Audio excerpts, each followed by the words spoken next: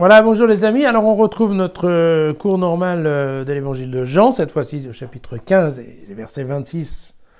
Et puis on ira même jusqu'au chapitre 16, jusqu'au verset numéro 4. Et vous allez voir, en fait c'est assez étonnant et c'est intéressant parce qu'on va retrouver exactement le discours du Paraclet qu'on a lu hier au chapitre 14.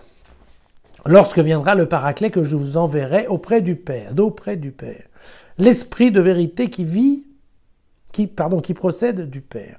Il rendra lui-même témoignage de moi, et à votre tour, vous me rendrez témoignage, parce que vous êtes avec moi depuis le commencement.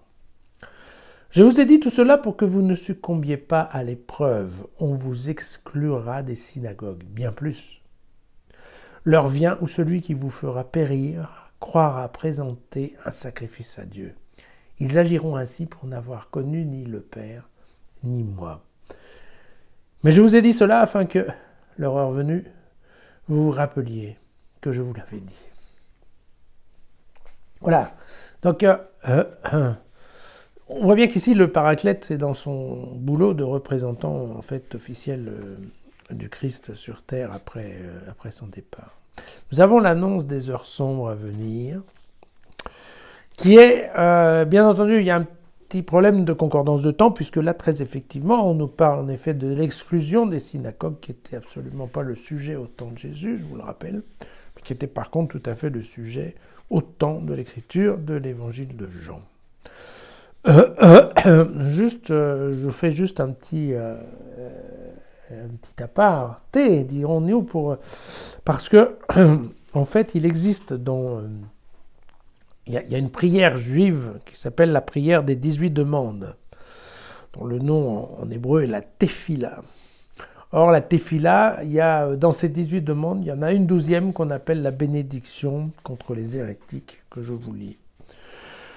Que les apostats ou les renégats n'aient plus aucun espoir, que le pouvoir de malheur disparaisse rapidement de nos jours, que les Nostrim, c'est-à-dire en fait les Nazoréens, c'est une secte juive en fait qui, elle, reconnaissait Jésus comme étant le Messie.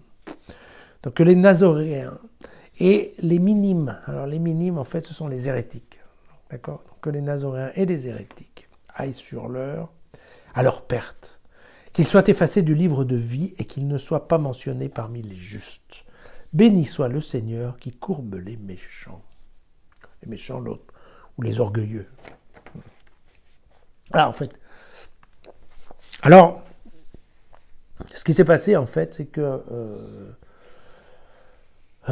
cette prière, elle a été créée aux alentours des années 70, en fait, puisque vous vous souvenez qu'aux années 70, eh bien, c'était la destruction du temple et que donc, eh bien, l'organisation juive s'est recréée autour des pharisiens, et donc avec cette idée de purifier d'une certaine manière l'appartenance ou pas à la religion juive, et d'organiser le culte à partir des synagogues et non plus du temple. Bon. Et en fait, cette idée que l'expulsion des chrétiens faisait partie de la prière juive, quelque chose qu'en fait, ce sont les pères de l'Église au IIe siècle qui ont retrouvé ça dans cette tefila et qui ont dit, voyez, en fait, voilà, les Juifs nous en veulent parce que, voilà, c'est écrit comme ça. En fait, il faut prendre ça avec des pincettes puisque vous voyez qu'en fait, ça a été beaucoup plus... Cette prière, en fait, elle est contre les hérétiques, c'est-à-dire qu'elle est plutôt contre les Juifs qui sont restés juifs, qui sont restés attachés à la communauté juive et qui ont, pour une raison, pour une autre, transformé leur foi. C'est ce qu'on reproche à un certain nombre de gens, comme les Nazoréens. Nazoréens, attention, ce n'est pas les Nazaréens de Nazareth, ce sont les Nazoréens de Nazor. Et donc, qui étaient des gens qui, voilà, en fait, on dit, oui, si, nous, Jésus comme Messie, ça nous va bien, alors que l'organisation principale des pharisiens disait, il n'en est pas question. Donc, vous voyez que c'est une prière de malédiction, en fait, plutôt pour les hérétiques qui font partie de la religion juive, beaucoup plus que pour les judéo-chrétiens qui, eux, en sont sortis, en fait, après tout. Voilà. Mais bon, ça a été développé comme ça. Fin de la parenthèse. Fin de la parenthèse, mais vous voyez que le péché dans ce passage, ce n'est pas de désobéir au commandement du Christ, mais c'est de refuser la révélation. Voilà. Alors, il ne faut pas aller plus loin que ça. C'est tout simplement, encore une fois, la mise en œuvre d'une idée qui est que le péché vient de ceux qui refusent la révélation, voilà, qui refusent de considérer qu'effectivement Jésus est le Fils de Dieu. Voilà.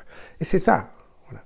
Qu'à partir de là, il y a tout ce problème du monde et du rejet du monde pour la communauté de Jésus.